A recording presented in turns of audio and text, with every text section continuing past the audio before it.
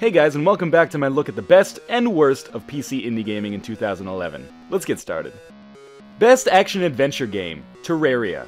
Terraria may not be the most innovative game of the year, but it's definitely one of the most fun. Taking the fortress building and spelunking elements from Minecraft and combining them with increasingly difficult boss battles gave the game a much-needed sense of progress and added some direction to what might have otherwise just been aimless digging. Add on a great multiplayer experience and the fact that the developers keep releasing regular updates, and it's easy to see why so many people have spent so many hours playing Terraria.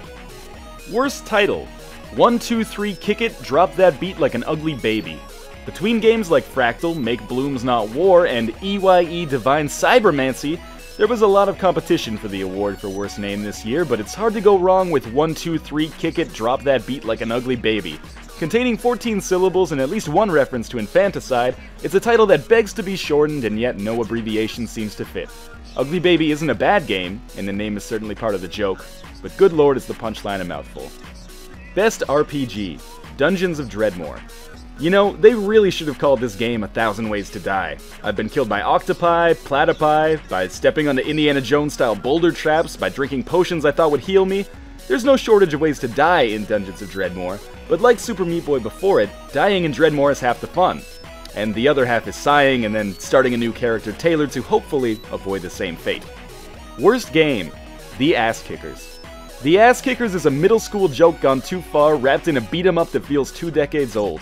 The problem with criticizing a game like The Ass Kickers, a game in which there is a mini-game where you mash the attack button to literally kick someone's ass as many times as you can, is that it makes you look like a humorless curmudgeon who can't take a joke. Sadly, as funny as the game may be, what's not funny is a dozen levels of the same uninspired walk right and punch repetition. The game gets old fast. In fact, it felt about 20 years old by the time I'd beaten the first level.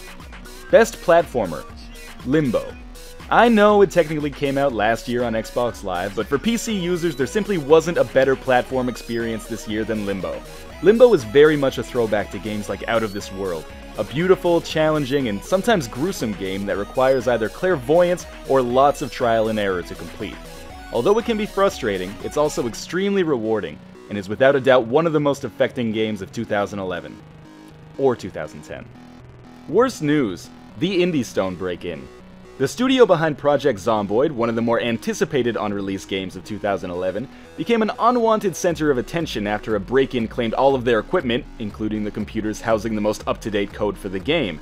Sadly, with no external backups, the studio lost months of hard work and faced the wrath of its fans, many of whom had pre-purchased the game as a way of helping to fund its development. One bad day and an ill-advised tweeting spell later, the Indie Stone pledged that Zomboid would come back better than ever. Here's hoping they're right. Most addictive, The Binding of Isaac. The first time I saw The Binding of Isaac, I thought it looked like a fun little diversion and not much more. Little did I know it would end up becoming an 80-hour obsession to collect every power-up en route to killing my own mother. What makes Isaac so addictive is the fact that no two lives are the same.